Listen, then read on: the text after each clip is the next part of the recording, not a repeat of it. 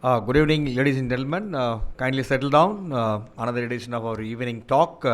As usual, before I call upon the speaker and the chairperson today, let me briefly tell you what's happening in MMA next 2 months quickly, so that by any chance you missed your inbox, you can always find out and you can put it in your memory box and do attend. Before that, I also want to tell you, last time I mentioned we had developed a nice app. It's already there in Play Store. You can download it, and we are still experimenting because we want it to be fully functional, but still you can download it.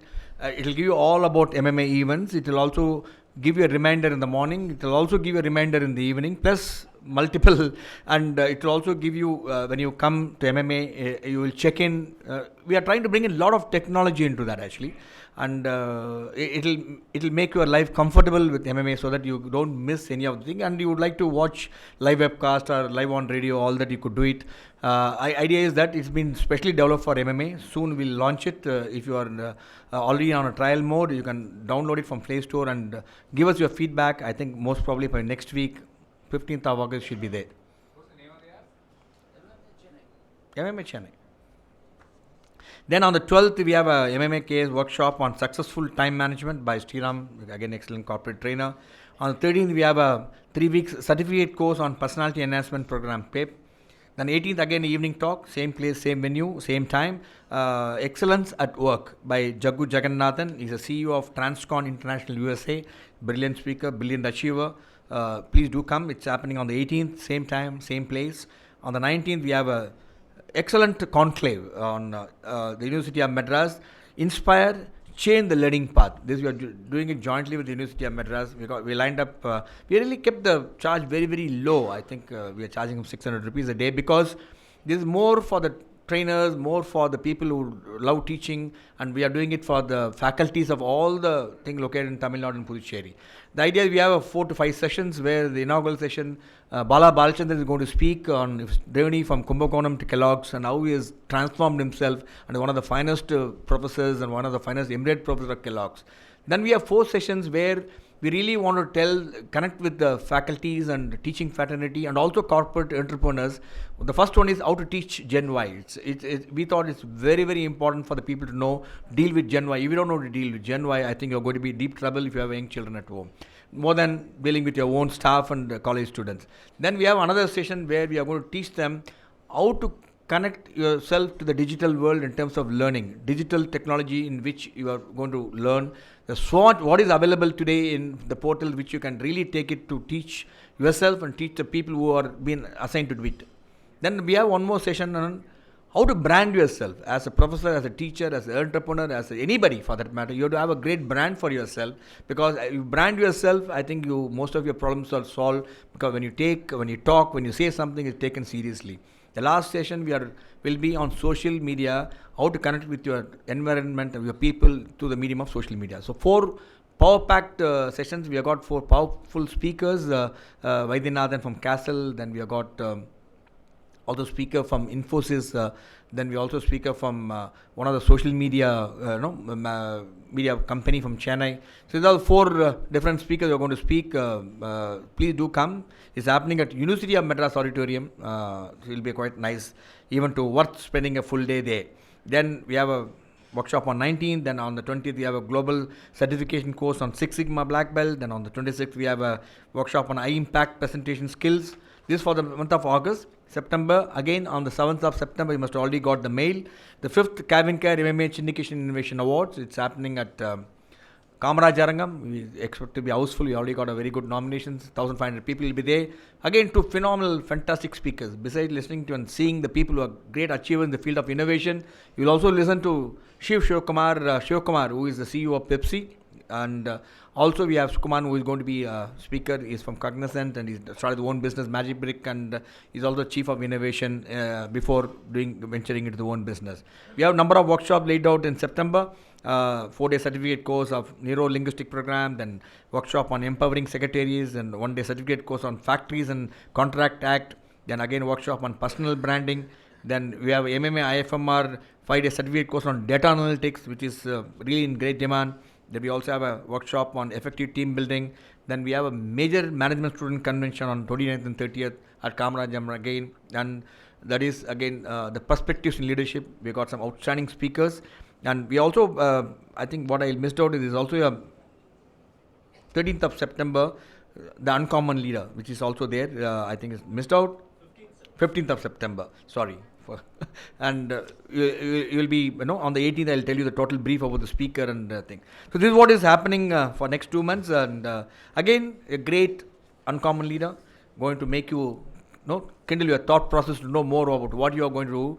Take away from this gentleman. Gentlemen, put your hand together to welcome the uncommon leader for today's talk is Mr. M K Chandrasekar, and to take the curator and take the session chairman AVIS Viswanathan. Big round of applause to Mr. Chandrasekar and Mr. AVIS.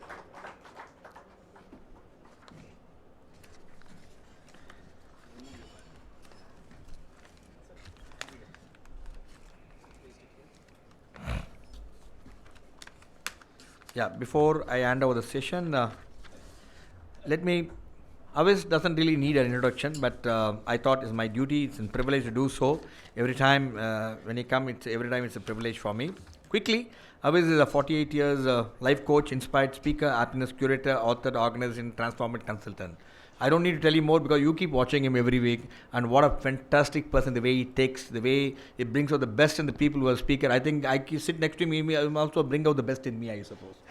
We should do that sometime. We should do that sometime. So what I'm telling you, he is really outstanding in changing a session, and so passionate week on week, year on month, he identifies the speakers. It's very, very difficult to go and identify who are the best speakers to bring in for this series of Uncommon Leader, which Avi is doing. I think we are all indeed grateful to him. I think he deserves a big round of applause for keep this event going month after month.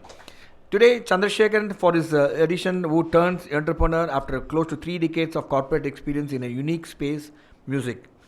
He launched eSWAR, a breakthrough product that can democratize music actually. What little I spoke to him, is fascinating person to interact, and so much of knowledge in the field of music, being the corporate leader, still continue to be a faculty, instructor, trainer, much more. I think you'll hear more from him because I don't want to let out what's happening. But one thing is, we are going to do a program today, but we are going to program something different later, not in this place, some different place that will keep it for him to share with you. Over to Avis. Thank you, Vijay. Good evening, ladies and gentlemen. Thanks for joining us this evening again. It's always a joy to work with the MMA for a different reason, which is that I don't have to do anything about starting on time. It happens on its own. Thank you, Team MMA, for month on month keeping the rigor. Am I audible? Is the mic good enough? No? Yeah, I got that feeling. Is it better now? Yeah.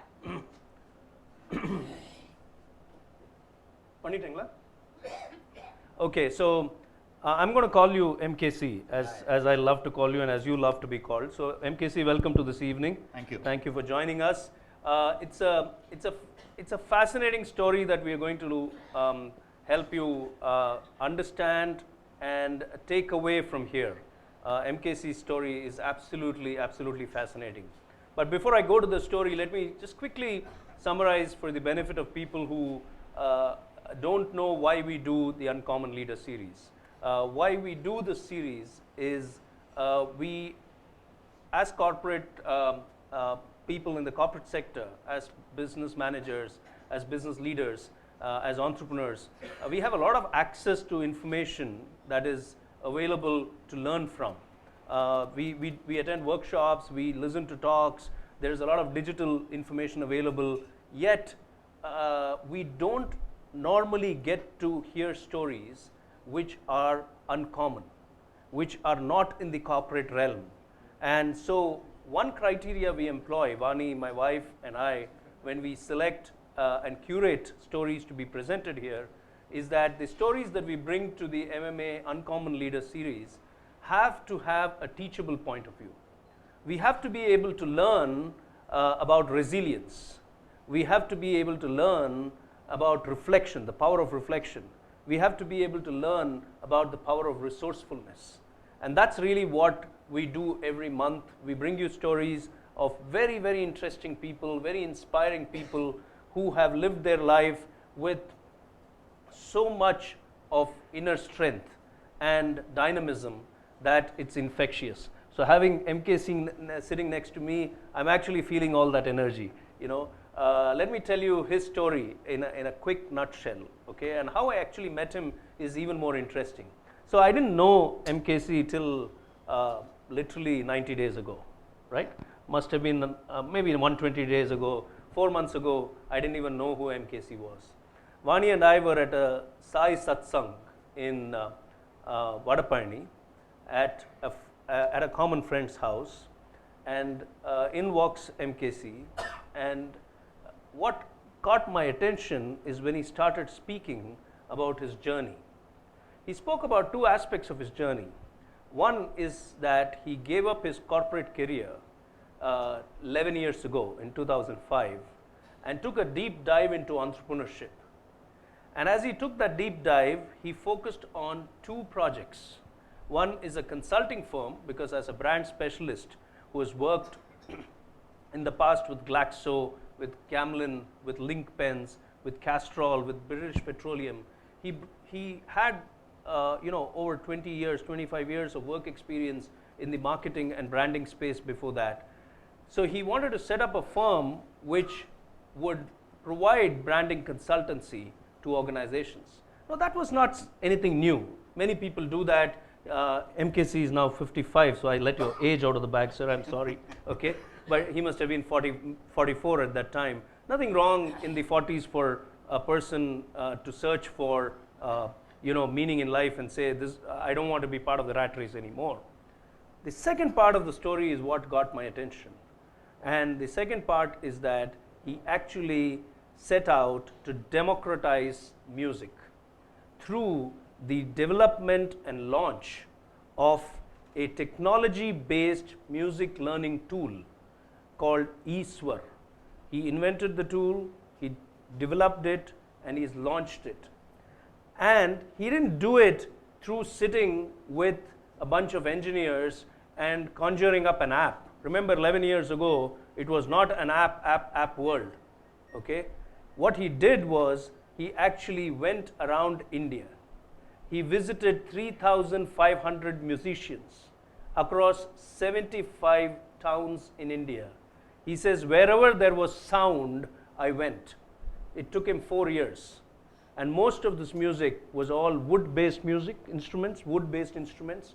And he compiled all that information, all that music together to develop his product. In the process, something more interesting happened. He put all his money into it, and he brought in more money from the outside and put into it.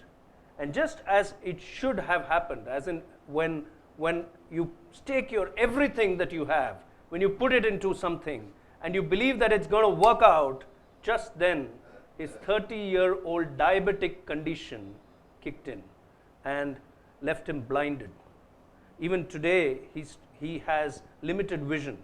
As in, I'm not talking about vision for a business or vision for life, but I'm talking about physical vision. His one eye, his working eye, has tunnel vision, if I'm right. And on the right eye, which was the good eye, 4 months ago, he suffered a hemorrhage, which he's still dealing with. So in this time, MKC has hung in there to fight a battle that many people would have given up. So ladies and gentlemen, first of all, I'd like you to welcome him with a round of applause, okay? This is why I believe this is a very, very fascinating story. Many of us sitting here are entrepreneurs, business leaders, students. I see some students. This is what, friends, life is all about. When you get out and go out and do what you believe in doing, and you face the odds and you deal with life, that's really what life is all about. Success, we see successful people and we think that they've just arrived from another planet. I think it's a lot of clawing, a lot of climbing that we have to do to get to that point. So before I move on to MKC and start the conversation, I just want to tell you, MKC, what I feel looking at you, interacting with you in the last 4 months. I'm reminded of a African American philosopher and thinker, Howard Thurman, who said, do not ask what the world needs. Do not ask what the world needs. Ask what makes you come alive, and go do it. because what the world needs is people who have come alive. So when I interact with MKC and when I am talking to him today, and you will realize it in the next 70 odd minutes that we have this quick conversation between us, you will realize here's a man who's fully alive despite all the challenges that surround him.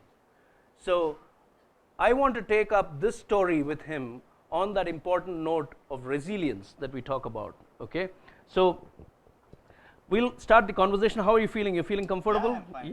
Yeah, I'm a little nervous with this kind of a, kind of an intellect crowd out here. It looks, I feel small in front of a very educated crowd. I'll tell you, they're all sweethearts. I've been interacting with them for the last 5 months and maybe 6. Actually, it's so nice of you guys to, spare a thought, come down and, make it a story. So I think it has taken 30 years for me to come from the other side to this side. So that's been a long journey. I hope you do more of it here, So yeah, so they're all sweethearts. You will not get very uncomfortable questions. I'll promise you that. Yeah. Okay. So my first question to you is, when you were, so let's go back 11 years, okay? Because I really want to start at that point when you were holding your last job. Was it with British Petroleum? It was with Castrol. Castrol, okay, it was with Castrol, and you were at the crossroads of quitting the corporate life, the rat race, if I can call it. I wouldn't call it quitting. I would call it kicking. Kicking, okay. So you were firm you were going to do that, but I have 2 questions. Why did you want to do it at that point in time, and why the idea of democratizing music? I know the second question is more elaborate, but at this point, can you just focus on the why of it? The reason why I had to take a stand in terms of moving away was I felt at one point in time I was unwantedly priced. I felt I was overpriced at a corporate life. When I decided that I wanted to do something, I was given a role. I was basically looking after marketing and branding, and because of my kind of work that I did, and I used to handle large amount of marketing budgets, which was used to be around 150 odd crores, and I used to buy quite a lot of things, and not many people understood that I was not buying products, I was buying an idea. There's a huge difference between buying an idea and buying a product. I was offered a global procurement kind of a role, to be based out of India and to look after the ASPAC business, and the kind of package that I was offered, I thought I was being unwantedly bought. My price tag became so high and I couldn't handle that. I said, let me handle things on my own. And that's when I wanted to move out. So that might have been a trigger, but what was your inner calling telling you at that time? See, the Did you inner have calling, an idea at that time? Yeah. See, the basic problem that I felt was I was holding on to a role which was for almost close to 7 years. And I was handling the category, which is the lubricant category. So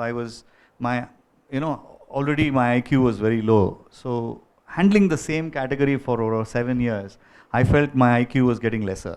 Because I was always thinking about a driver, a mechanic, a truck owner, and so on and so forth. I was not able to lend my thought process beyond a particular category of people.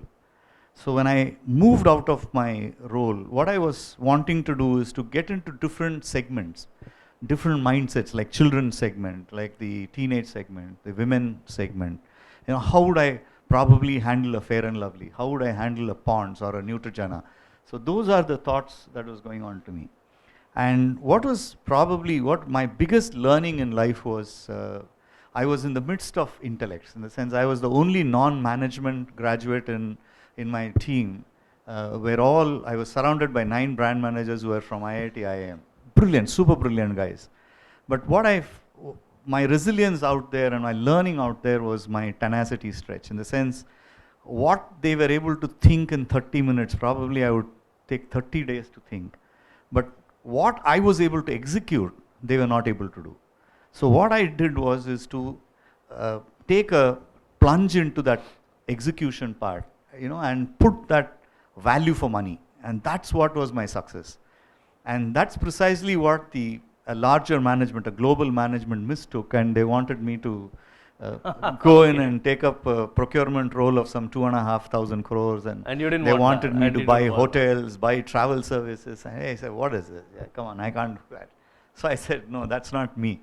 So allow me to live in a world of buying ideas, working on ideas rather than buying commodities. That's when I moved. Beautiful. I want to take a pause here.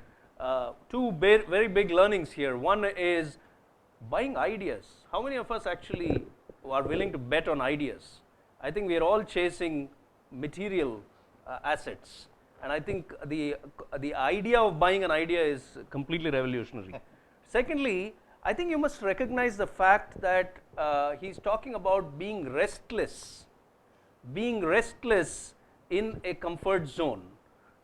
7 years doing the same stuff again and again and again, there is a comfort zone that gets formed, and he says, I wanted to break free from it. I didn't want to be in the lubricant space where everything was so predictable. I want to be with children, I want to be with Fair and Lovely, with marketing a product like Fair and Lovely, or the sense of adventure.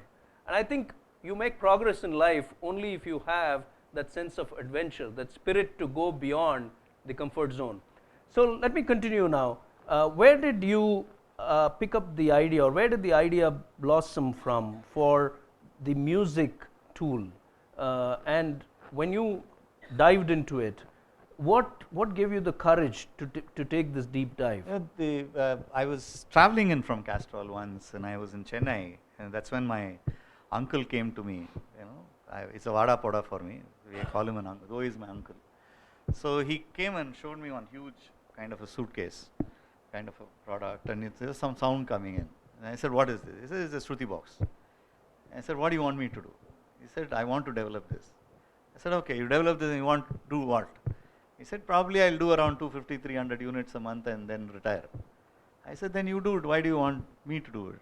Then he said, no, I want you to understand this. You have been in marketing, you want to do this. Then I said, look, if I'm going to do this, I want to do it big. I said, when will you do it? I said, probably it will take a lot of time. I need to do a lot of research. I need to understand. I need to put in a lot of money. He said, where is the money? I said, that's not your problem, it's my problem. And that's how it started. So I didn't know anything about it. And my only trigger was when I used to sing quite a lot. I learned music and used to do stage singing and stuff like that.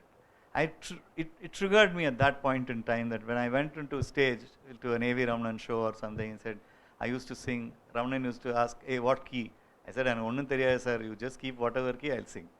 So which means I was doing replication. I was just replicating what I heard of Dr. Yesudas or an SPB or whatever. We didn't internalize what it was. We didn't understand what it was. And that came in as a trigger. I said, maybe there are so many of people like me, who want to do music, but you don't understand music. So can I work in that kind of an area? And that's where the kind of inquisitiveness started. And the learning was phenomenal because we did huge number of blunders. We'll come to that, but most great ideas come from unstated needs from the market. If you look at today we think of a photocopier, scanner, printer as a given. In fact, today most of us have even stopped printing. But I'm talking about an era when photocopier, scanner, and printer were standalone devices, not bundled into one. And Hewlett-Packard thought of that idea as an unstated need being fulfilled. The iPhone and the finger, the human finger, the touch screen interface as a change, as a game changer, came as an unstated need. Nobody asked for a touch phone interface. And similarly, his story of the eSWAR tool, of creating a tool which will help people like him who have a sense of music but don't have all the means to execute, to flourish. And he went back to the idea from a need that he felt, and felt others may also have a similar need, correct? Right. So would you like to, before we go on to the journey of eSWAR, I think people need to understand here, what are we talking about when we say eSWAR? Is it an app? Is it a product? Is it hardware? No. What is it? We started off with a hardware, in the sense, initially we didn't know anything. When I started working on, we saw two products in the marketplace. We did a surgery of that product, and we came to understand what were all the things which are not right in that product. And I have my whiskid here. Thanks Raj, who's been traveling with me in this journey from 2007 onwards. He's from IBM. You know, I bumped into him on 14th July 2007. Am I right, Raj? That's when I signed a tripartite with him. Mm-hmm. So I bumped into him, we signed up, and he's deaf to music. You know, stone deaf, or mercury deaf, I might call him. And he developed the entire software without knowing a single word of music. For instance, he has composed the entire 178 talam combinations into a hardware, and that's how we built it. So it was a phenomenal journey, because I didn't know music as much as I should know, and I am honestly dyslexic to technology. But I was able to put this together because I had some wonderful people around with me, and what helped me was that travel, that journey that I went. Why was the travel integral to the product? The travel that I just described? Yeah. See, basically because when I was working on the product called Tanpura, the Tambura, which is one of the most brilliant kind of an instrument, it's not being understood the way it is to be understood, right? It's a very, very far-fetched kind of a thought process in terms of tuning it. It's actually a physical resonance. And that I came to know when I went to IIT and sat with the physics professor to understand what is physical resonance for over 3 months. You know, Dr. Swaminathan used to teach me in terms of what is physics, what is Shruti, how does it work. So we learned music by the numbers. For instance, for me, Sa is a sound, but Sa for me is 262 hertz. So if Sa is 262 hertz, then Re is 262 multiplied by 12 square root of 2. That's how I've understood music. So we play music by numbers. And then when I realized that the sound are basically numbers, so we got into that perfection, and we eliminated a huge amount of human error, which was happening. You know, typically when you take a wooden instrument, let's say tune it outside and bring it into this hall, the temperature will change and the pitch will change. So it was very difficult, and it's very complicated to handle that. And today in this kind of a fast-paced world, music teachers don't have time to teach people these kind of the fineness of music. So and even the learners are in a sense of urgency to perform. So that's an unfortunate thing that's happening. So there is a lot of problem in that. So there's no attention to detail. So I went into the attention to detail. Like for instance, I went into the source places where Tanpura is made. Like Shantiniketan is where it's made. West Bengal it's made. Like Meerut is one of the places. Trivandrum is one of the places where they take wood and start developing. Like for instance, in South we use the jackfruit wood. Whereas in the north they use the the pulp of the vegetable shells they use. So all this was very important in terms of understanding frequencies, the way it is done, and then configure all that into configure all to this. And then what we did was, then we thought that we will not get into technology and system generate sound, because the biggest folly in music was we are using a lot of system generated intelligence based sounds, which is not real. So for the last 30 years, we have got used to some, sounds which are not real. So my idea was that, can I take the sound of a Tanpura, which is a dying art, and then can I bring it back, put it into technology? So from a radio-based, crystal-based technology, we moved it into a processor-based technology. So what I record in a studio, I can play it through a 1 GB memory chip. That's what we moved in the last 7 years or so.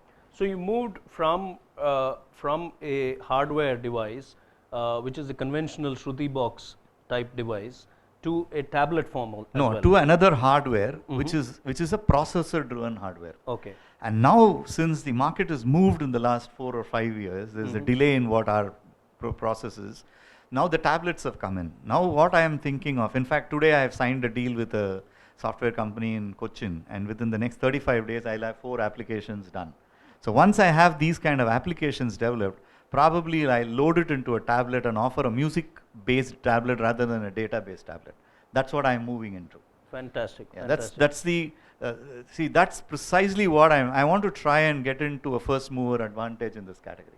So I think what we've got a sense of now is that his journey required phenomenal amount of research, understanding sound, understanding music, bringing a lot of it into his product, in such a manner that we will not be, when you hear his product, you will not be hearing system generated sound, but you will actually be hearing instrument generated sound of multiple permutations and combinations. So there are a lot of math involved in it. Which almost 3 or 4 generations have lost.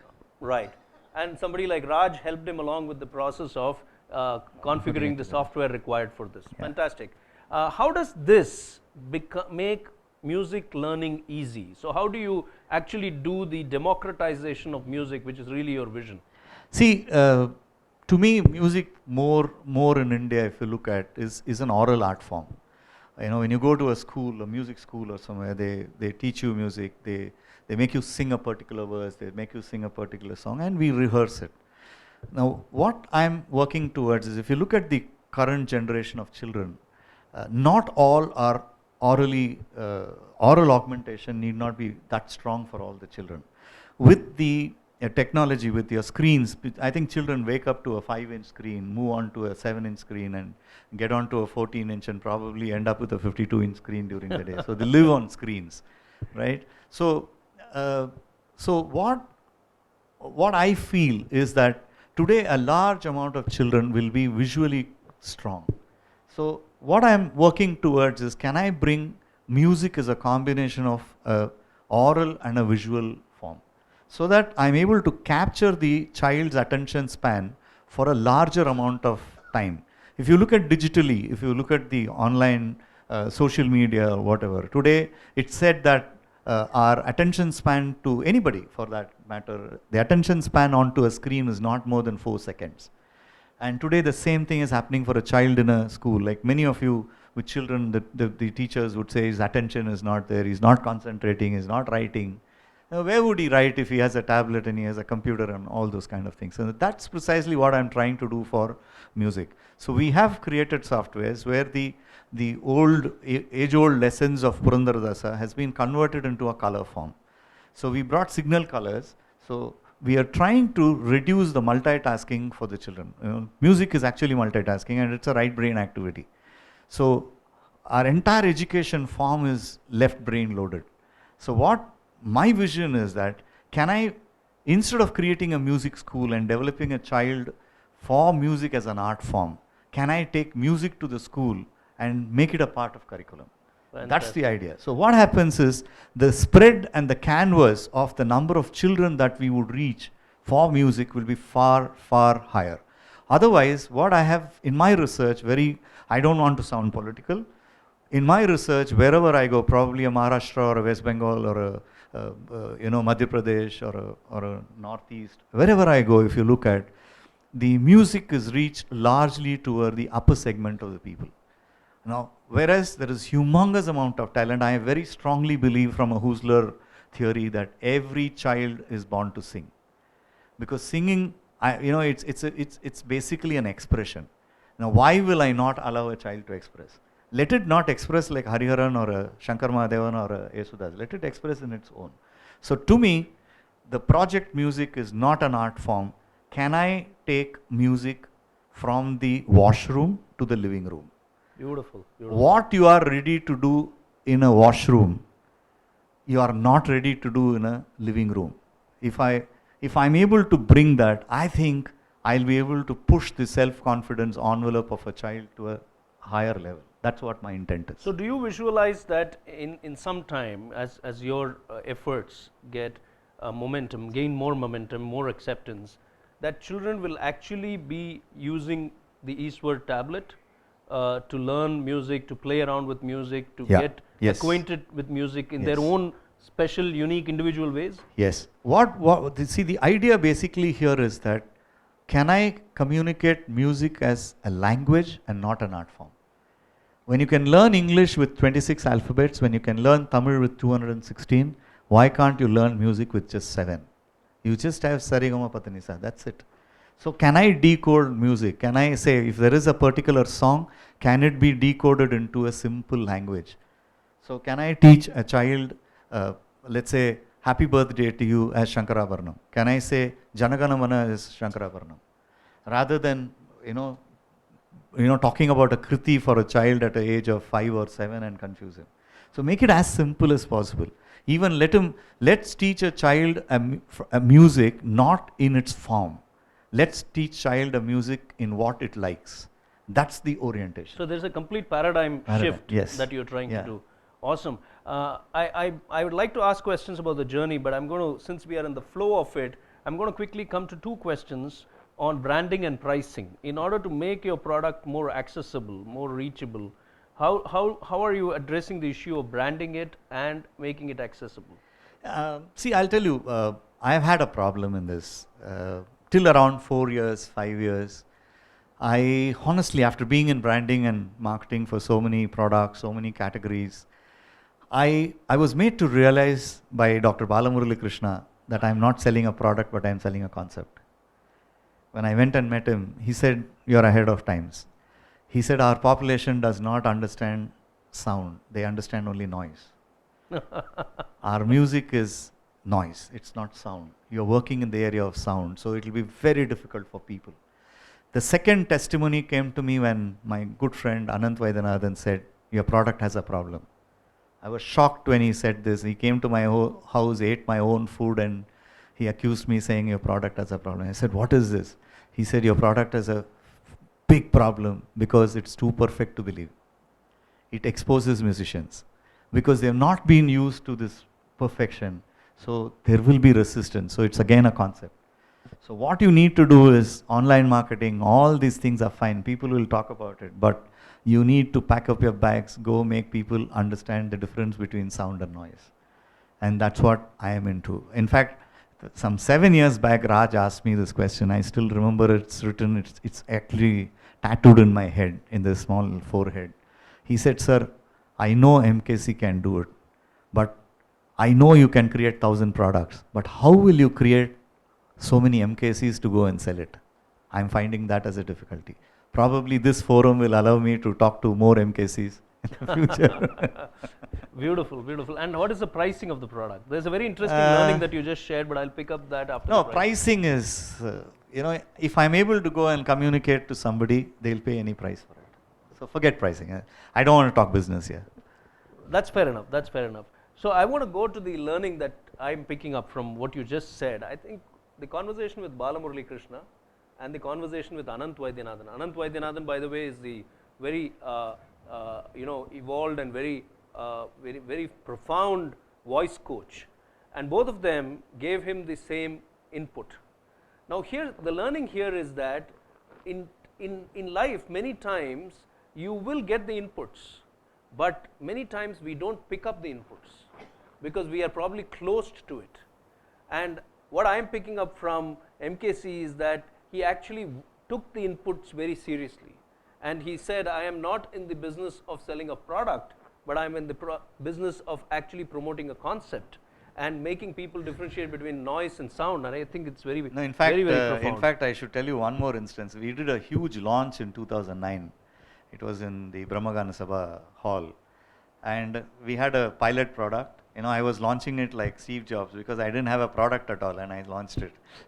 So I splashed money. I spent around 6 to 8 lakh rupees. I went around and did it. TV Gopalakrishnan sir, my guru, he came on stage. He was the one who came and launched the product. He bit my ears and said, "You've done some wonderful work, brilliant idea, but the sound is not good. You need to change the sound." I lost my sleep that day. I stopped the project. I stopped the production. I took my journey again to Bombay. I went to Bombay. He said, "All the South, when you record in South, you won't get good quality sound. You go to Bombay, that's where they understand Tanpura." So it took another 2 years for me to identify people, go back to the storyboard, do the entire process. And I was blessed to work with people like Sri Ravindra Jain, Suresh Vatkar, Sanjeev Chimalgi, those kind of people. Huge kind of inputs I have got from such great people, like including the people like Lalgudi Jayaraman, Nehru Santanagopalan, so many people.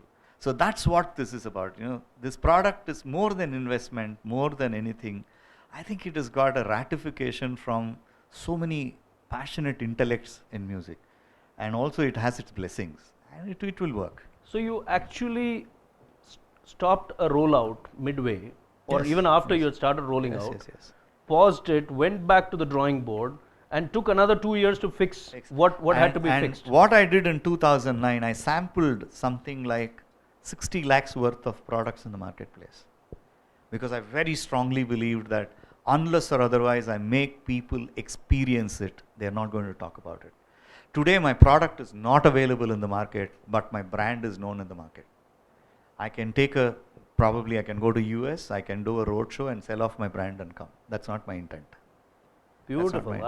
I think this is an amazing point which you said, which is getting you experience-based advocacy from the customers by getting people to sample it. I think even large multinationals will shudder to spend that kind of money on sampling. But the bigger learning here is what I've understood about life, which is that unless your work, whatever you do, unless it comes from an inner calling, it comes from an inner voice, it will have no spiritual meaning. And you just heard him say, I don't care, the brand can be picked up tomorrow morning by doing a roadshow in the US, but I'm not going to sell out. That's not what I'm here for. I think that's phenomenal passion. So where does this come from? And now we'll go to the journey part of it. So I think the nuts and bolts of the journey are probably a lot more difficult for everyone to handle. But how have you been handling it? See, it's like this, boss. For instance, many of you must be knowing Complan. I was involved in Complan. How many of you believe Complan is a health product? Most of you? I think most of you must have fed people with Complan. Complan was actually called a coffin product. In the UK, Complan was given for comatic patients. It was a high protein diet. Now in India, we changed it to mother and child. It worked. So I have been a part of these kind of journeys of selling improbable things in a logical manner. That's what in advertising we say, tell a lie 1,000 times and make it real. Yeah. So here, in this particular journey of mine, when I don't want to name somebody because I was looking for him as a brand ambassador of mine.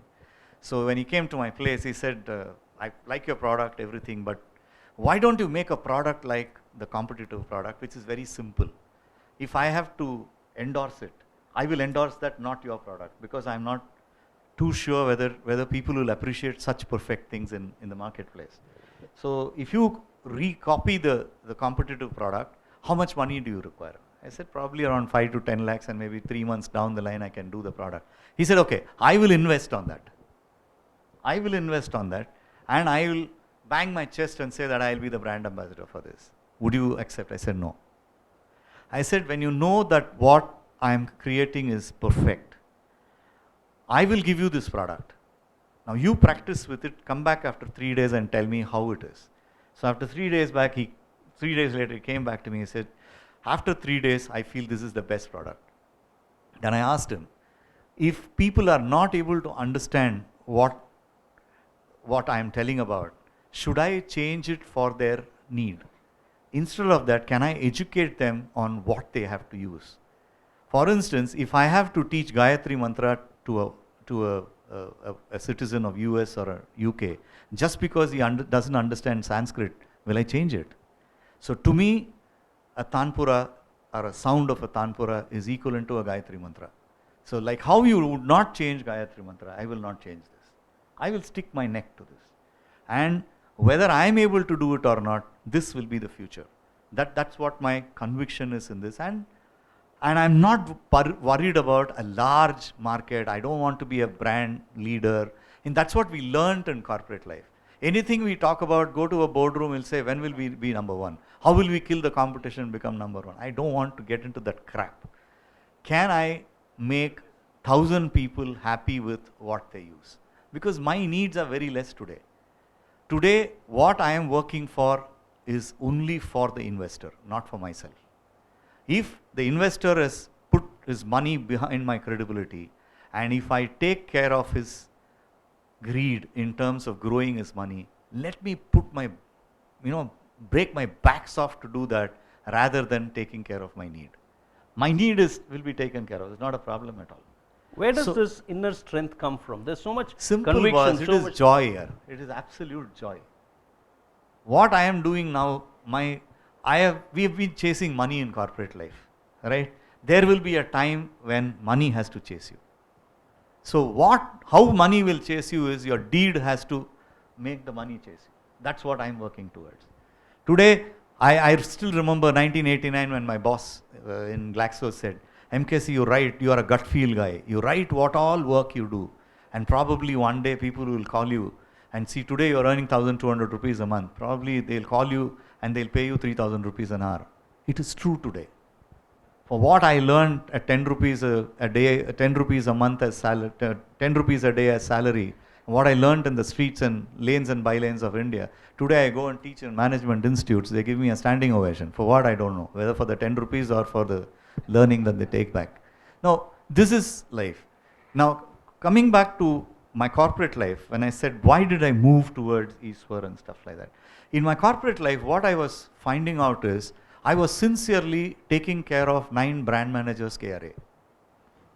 And it was only in the lubricant category.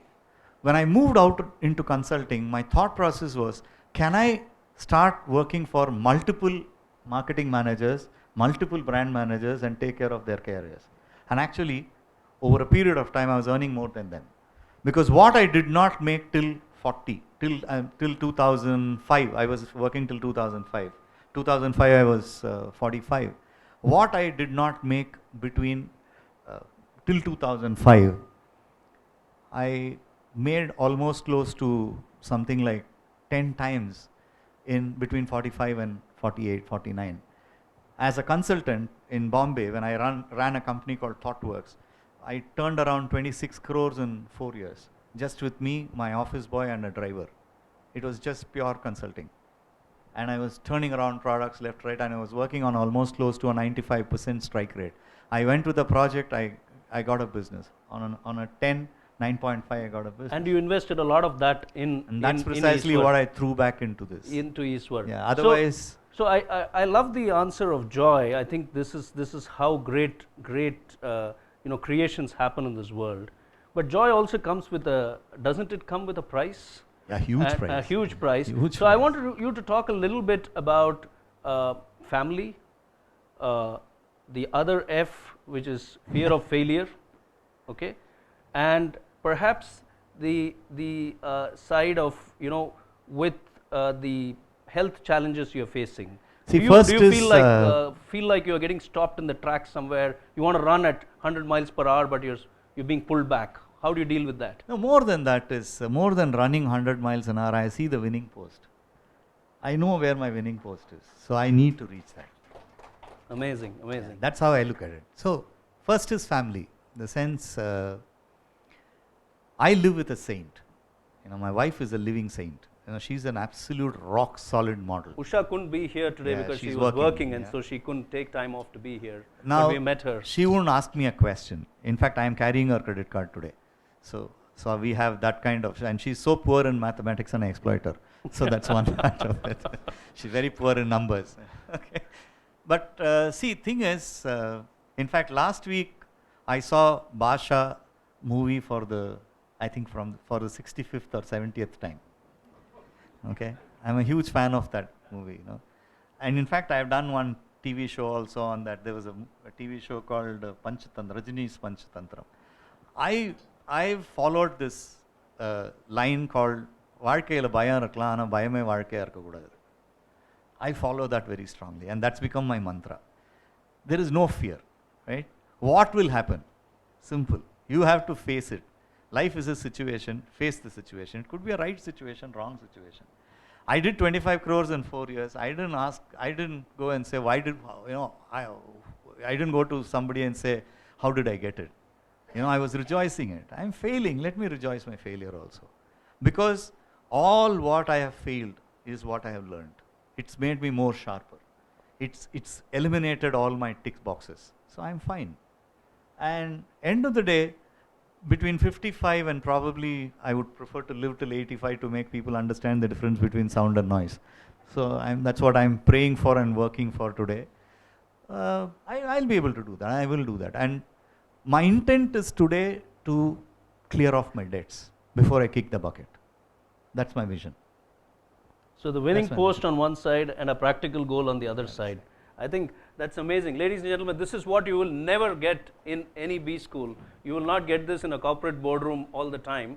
And that's why the Uncommon Leader series is special. People like MKC make it very, very special. I think what thank you for the round of applause. Really, really appreciate it. I'm going to actually throw open the floor for questions. But before that, I want to take away a very, very important and significant learning that I picked up.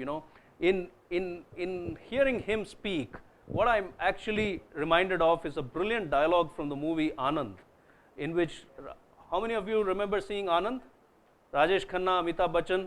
So Rajesh Khanna says this dialogue, and I can't be him, so please forgive me, but I'll try to be as good with my Hindi, which is, he says, Babu Moshai, Zindagi अच्छी होनी चाहिए, लंबी नहीं.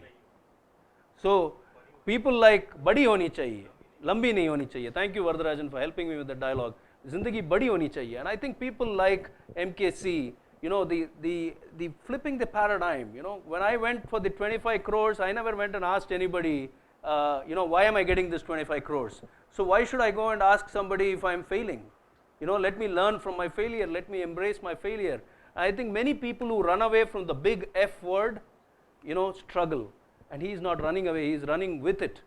And I think that's the phenomenal learning I'm picking up. Thank you so much, MKC. I think that last part was so inspiring.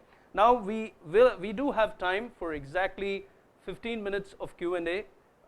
If any of you has got questions, we'll circulate the mic. Please keep your questions sharp and focused. Do not make an observation. Keep it as a question.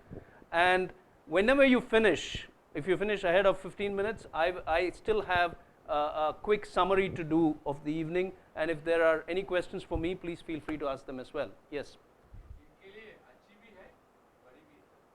Zindagi. Right. Absolutely. Both. There's huge amount of ignorance in our country. Good. Next question, please.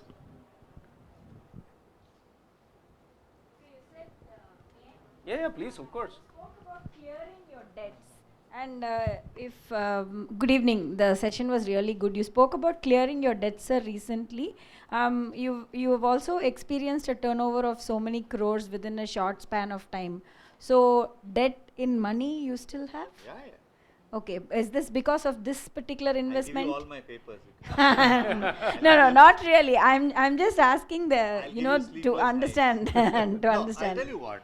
The reason why I am a little fixated on returning back my debts is because I don't have debts from the bank. I don't have debts from anything, right? I have debts from people. They blindly invested me because more than what I've earned in life, I've earned credibility. So they've invested for my credibility, and I have to give it back to them. That's my intent. Beautiful. Next question, please. Thank you for that question, Padma. Very, very good question. See, when I can earn this in 3 years, do you think I can't repay it? Yeah, I have so many people to fool. And Good evening, sir. yes, sir. As a layman, I don't understand the product you have developed or developing. Can you please tell us some more in a detailed manner, in a simple manner? Okay, what is music to you? I enjoy music, I listen music, enjoy music. What else? Tell me what all you get out of music. We get peace of mind. Huh? I get peace of mind, Okay, then I get pleasure. okay, I am happy. okay. My time is spent in a good way, reasonable Okay. way. Do you think others are like you? I don't know. You don't know. 99% of people in India are like this. Okay? My challenge is to take you to the next level of understanding music. Because if you understand music, it will become a delight. That's my understanding. That's what my intent is. If you understand sa as a sound and if you understand sa as 262 hertz and I give you a logic, you will be able to see it differently. For instance, if somebody knows music, you listen to a particular song and you say this is this ragam. Because we remember by name, but you do not know what that ragam means. What is the language, what is the scale of that ragam? If you understand the scale, it's different. Can somebody tell me 8 tables? Yeah, the lady here, Vani, 8 tables? Try பண்ணுங்களேன், try பண்ணுங்களேன், I'll tell you that. ஏன் இவ்வளோ வளர்ந்துருக்கீங்களே, 8, 16, 24, 32, 40ன்னு சொல்ல தெரியாதா? ஏன் அந்த process இன்னும் ஞாபகம் வச்சுருக்கீங்க? பிகாஸ் ஸ்கூலில் சொல்லி கொடுத்தது. கரெக்டா? இன்னைக்கும் even today if I recite baa baa black sheep, you could probably with a glass of whiskey you will probably dance like the Anglo-Indian teacher who taught you, because that's fresh. Whereas you don't remember the Shakespearean poetry that was non-detail you read in college, because you were looking at something else in non-detail. Yeah, you were looking at something else in detail. Yeah. So what I am saying is, if this is plotted at the child at the early age, between the age of 5, 6, 7, 8, it could probably stay longer. That's the intent. So the idea of what I am doing, sir, to answer your question, is not to make music an art form. If I make music as a strong foundation to you, and a lot of people are obsessed, I have not learned Mridangam, I'll put my child into Mridangam. Arey, how will that child get into Mridangam? I have seen people frustrated, parents, they come to the music teacher and say, Madam, 3 years I want Arangetram to be done. I want Airtel singer. Why? I want to display my silk sarees. That's not music. That's not music. Music is the child has to internalize it, which is not happening. You want the child to practice, and you sit and watch TV Muttivali serial. How will the child get it? So there is a whole kind of a cultural change that has to happen in our system. So conceptually he is talking about making us appreciate music better by being able to understand it better, And it will be a delight. and as from a product point of view, it is a hardware product. Okay, it is a piece of hardware, but a lot of thought and actual sound has gone into it than system generated sound. That's No, what the is younger right. generation, if you look at, I've been interacting with a lot of young musicians, who are self-learned, and they're taking up effort. They are brilliant. The way they think about music, the way they join hands together and play, extraordinary it is.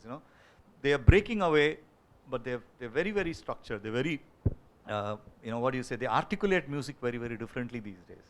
So it's a very positive sign that I'm into. So I want to stay young, to be interacting with the younger generation. Yeah, without graying my hair though, because there are a lot of unwanted girlfriends that I have because of my gray hair.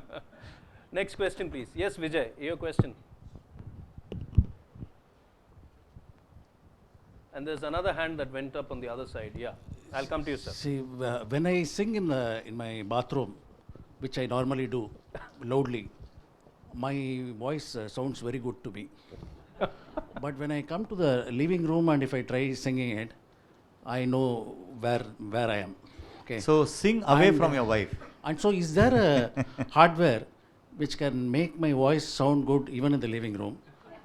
The reason why I'm asking is, I saw a lot of these apps about learn piano, and you can use. So I tried 3 or 4 of these free apps actually, but it was very difficult actually. I was never able to learn this piano or something through this. So probably you need to have some kind of a music sense in a younger age to learn, or is it so difficult? See, it's basically, for instance, I've been living with music for almost close to 35 years. My biggest learning experience has been listening. Thanks to Bombay, I lived in Bombay for 33 years. Thanks to Bombay traffic, I listened to almost an average of 4 hours of music every day. I would probably listen to Carnatic music in the morning, afternoon it will be ghazals, evening it will be Hindustani music. So I didn't have any bias towards any music, whether it's film music, rock music, jazz, blues, anything. So I didn't fixate myself to say, oh, that's bad music. I don't think we are honestly qualified enough to disqualify music. We say that, oh, that music is bad. I don't think No, that's I think right. his question So is, my actual question is, so when you're saying that you're having a hardware which is so perfect, so I'm actually afraid to even try it actually. No, You got it's, my point. no. I'll tell you what. These are what I am developing are music supports only, right? These will help the teachers to use and train children better. You cannot learn music on your own. You have to go to a teacher. Thank you. Thanks. One. Number two, why do you discount your own voice? Why are you negative about your own voice? Your voice is your voice, man. And by virtue of practice, it can change over a period of time. There are people like Anant Vaidyanathan who can guide you on that. You don't, that's what. The problem is that we try and benchmark something. If I sing well, hey, appa, and paiyan vandu Yesudas Mariya paadran, why should I sing like Yesudas? I sing like myself. Absolutely. So you sing for yourself first, that's enough. When you're able to enjoy your voice in a washroom, you enjoy it outside also. Because washroom you are able to enjoy because the place is small and there is a lovely echo. So change your hall. Build a better acoustics in your hall. I think this is a very valid point he makes, that why do we discount our own voice? This is what happens in a very judgmental world. Kishore Kumar, for example, such a great Medhavi, legend. And his son Amit Kumar was just relegated to the sidelines. But interestingly, Amit sang 150 songs only for R.D. Burman. He's sung much more. He's a very proficient singer in his own right. But the world doesn't want it because everything has to sound like Kishore Kumar. No, in fact, he has earned more money than Kishore Kumar. Yeah, actually he has. He's one of the biggest corporate singers. In corporate world, he's very expensive. Absolutely. So it's the world is very judgmental, and I think that's a very important point. I don't think, and if we have children at home, I think we should allow them to express themselves in their own voices and not, kind of buttonhole them and put them in certain definitions that we have for them. So for your, in fact, that's my future thought process. I'm working on that. I'm working on something called a voice analyzer. Like for instance, if you like one of, let's say, Dr. S.P. Balasubramanian's song, and you want to sing on that, we are working on a software where the software will analyze your voice and put you to a score along with SPB. Supposing SPB's song is 100, you will get a score of, let's say, 80 on 100 and say where all you need to change yourself. That's what I'm working towards. Very good.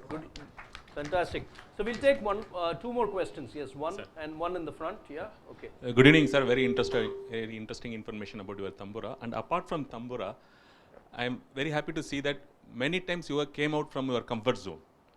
Okay, but as a human, you must be having the fear of failure in your mind, as like everyone normally having. So what is your experience of fear of failure? How you take it across as your positive?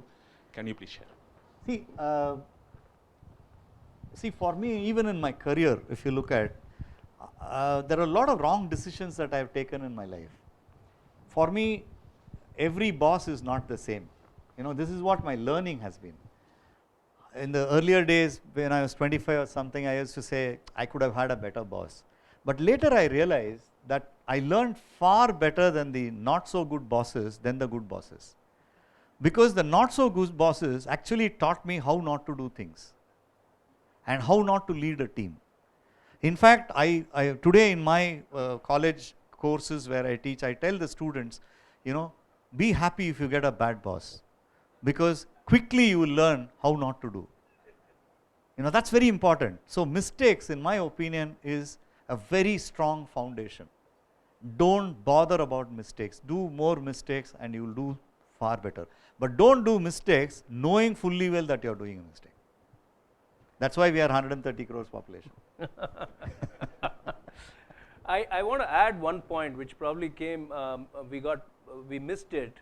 You must have all heard of this line which says, when life throws lemons at you, make lemonade, right? Now, when he was, challenged with partial blindness, acute diabetes, what he did was he actually went back and instead of sitting and brooding over his situation, he created a course on life and marketing, on experiential marketing, which he took to colleges, and today he is a very respected teacher teaching experiential marketing to students. Even now, with his limited physical vision, with his impairment, he travels to Bangalore and to other parts of the country to conduct programs. So talking about failure, I think failure is only in the mind. If you allow it to as a label to come and stick to you, you're finished. But I treat it personally, my approach to failure is, it's a label that society is trying to stick on us. If don't allow it to stick, let it come to you and fly away. To talk about this experience, I had to wake up to blindness one day. The previous day I was watching IPL, the next day I was listening to IPL. That was the state. And when I was listening to IPL, I still understood it. Then I said, what do? I can't sit and brood over. So I started listening to a lot of speeches, a lot of people like Harsha Bogle, your Sachin Tendulkar, your Dhonis, or Jaggi Vasudeva, whatever speeches, like a lot of people inspired me. So I listened to a lot of them, and I went and I was called in a college to do an evaluation for some case studies. Some 14 batches came and presented, and I don't know what kind of a vengeance I had. I blew around 7 or 8 cases apart. The dean said, "Yeah, you're able to, thrash things such, you're decimating things without even going through it, and you're so logical. Why don't you come and teach?" I didn't know what to teach. So the first batch that I went and taught, I was blind. So I gave them a piece of paper and I asked them to write 5 questions. So I had 300 questions. And I started answering those 300 questions, and that came about as a course called experiential marketing. Because Fantastic. I went to management institutes, I learned what they don't know. They study a lot of things, but still, a lot of people have an inertia to ask questions because they're all image centered. For instance, a boy will be there, he will not ask a question because there is a good looking girl sitting next to him. So this I found. So I said, write down openly, you have marketing, logistics, branding, any question you have. Whatever little I know, I'll try and answer. I started answering it. Then I realized that management institutes don't teach what happens in the marketplace. Then I started writing down what all I did in my career for the last 30 years, and I coined it as experiential marketing. So I don't teach anything. I just share what I have learned in life. I have converted all that into live case studies. So what I did for Complan in 1989, I asked the students to do it in 2016. And today in 2016, if I assume that if I were a brand manager, how would I have done it? So I'm able to live with them on an equal terms. So that's what is working. Beautiful. One last question, and then we'll go for the wrap. Do you have different product lines or product or solution for different kind of people, like professionals are different or amateur different, or various range of products to meet the various needs? See, whether it's a child or a professional, the basic Tanpura requirement is the same, right? What we are working towards that, we want to see how technology can help us. See, unfortunately, our Indian music is not well supported with technology, because I have always seen that a guy in music doesn't understand technology and a guy in technology doesn't understand music. So I'm trying to find a mid-path in that, and I'm questioning a lot of things. I'm trying to find out, I'm trying to understand the need gap in the marketplace. So based on the need gap and based on my kind of an understanding, I'm now, with Raj, I'm trying to work out applications. So I'm trying to write numeric. See, for instance, the entire Ragam decode, for instance, this content what we have created has been patented. I don't know why they've offered a patent, because nobody else has applied for it. And I don't think we have created anything different. The 7 swaras are there, and what Purandaradasa or what old people have done is what we have put into technology. And there is one department which is saying, I'll give you a patent. Now, it's not worth a patent at all. It's a simple, straightforward logic. Music is a probability logic. So that probability we have cracked. So if you tell me that I've got 5,000 ragams, I can put it onto a software and make all the 5,000 ragams play. So it's that kind of a simple stuff. But thing is, what happens is when we have to decimate music into different forms, it needs a lot of understanding and a lot of inputs that needs to come from practitioners. We've not moved to that level. My focus largely is in the learner segment.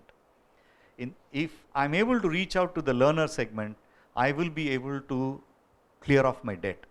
Because the entire business model today towards music is focusing on that small 1% performing population.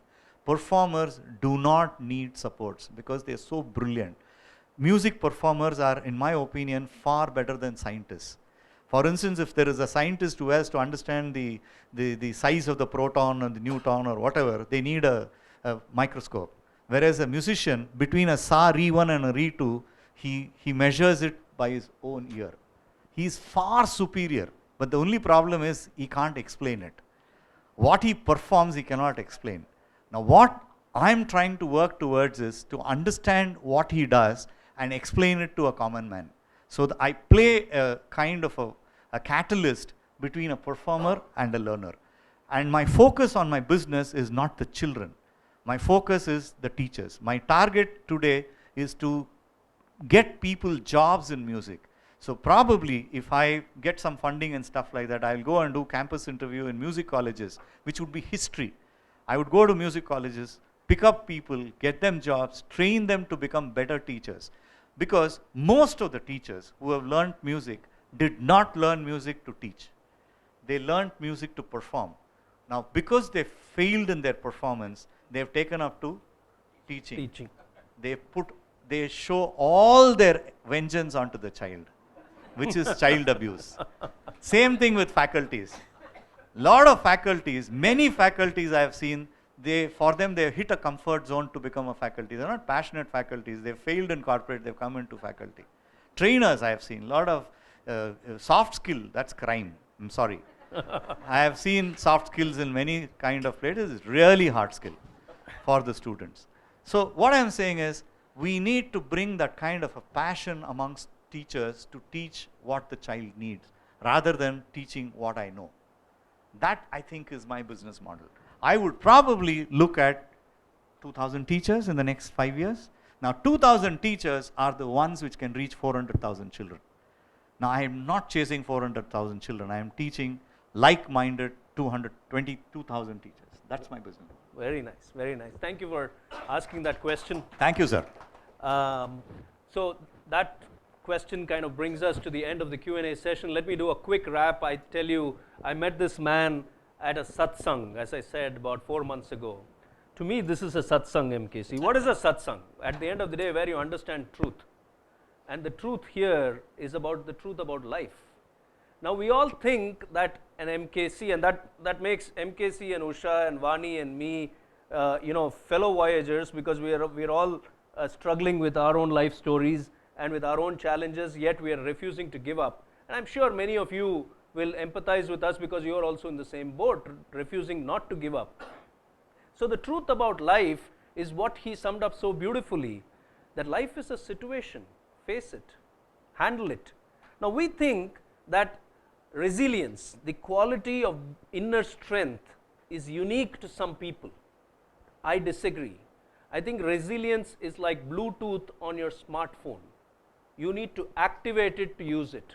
And the way you can activate it is through being honest, having integrity to your inner peace and joy. So he used the word joy. He said, when I feel that sense of joy, I feel I've done everything. The money doesn't matter. So I think that is what we are talking about when we are, having to face a situation where we are creating something which the world has not seen, when we are believing in that process and we are doing it for our joy and seeing, as he said, the goal post. He's seeing the winning post, irrespective of a physical challenge that he has to even, sometimes see something which is ahead of him. So I think that's phenomenal. As I close this evening, I'm reminded of a very famous architect, a German architect. This quote actually may not be the exact words. I have it on my phone at all times, but I'm not going to refer to it. I heard it for the first time. I actually saw it for the first time in Copenhagen in the year 2000. So it's about 16 years since I've seen this quote. And whenever I feel down in life, I refer to this quote. And this quote is by this German architect who later moved to the US and lived in the US before passing away. His name is Walter Gropius. Google for him. He's in the same league as people like Frank Lloyd Wright and Le Corbusier, and a man renowned not only for his architectural brilliance, but for his wisdom about life. And he says, and I summarize, and I'm using that quote because to end today's session, because that's the energy that MKC has given us today. He says, for any work that you do, your inner devotion should be such that no matter how many times the thread is plucked away from your hand, you should take it and wind it back again. Cast your plans far away. 20 years. He wants to live another 30 years. 55 now. He 35 wants, yeah, 35 years. Okay, so you increased another 5 years in the last half hour. Yeah, okay. No, you should live forever. Okay, you should live forever. So You cast your plans far ahead and remember that if you are not there to finish it, somebody will pick up from where you left off, and that is your claim to immortality. Thank you, ladies and gentlemen. Thank you, MKC, for being with us today. What an awesome evening. Thank you. Over to you, Vijay. Thank you. I think, as usual, again a fascinating evening, a lot of learning. And he said he left the job because the cost to company found is very too much for him to bear. But today's world, most of us are so costly to company, we don't know when to leave actually. Make the company close. I think it's once again a big round of applause for him to spare his time and come and share his thing. So may I request to kindly accept a small little memento on behalf of MMA. Come.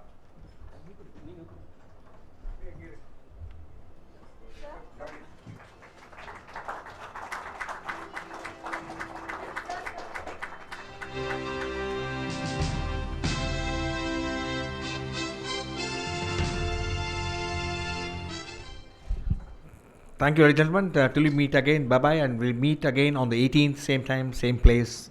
Get back home safely. Good night.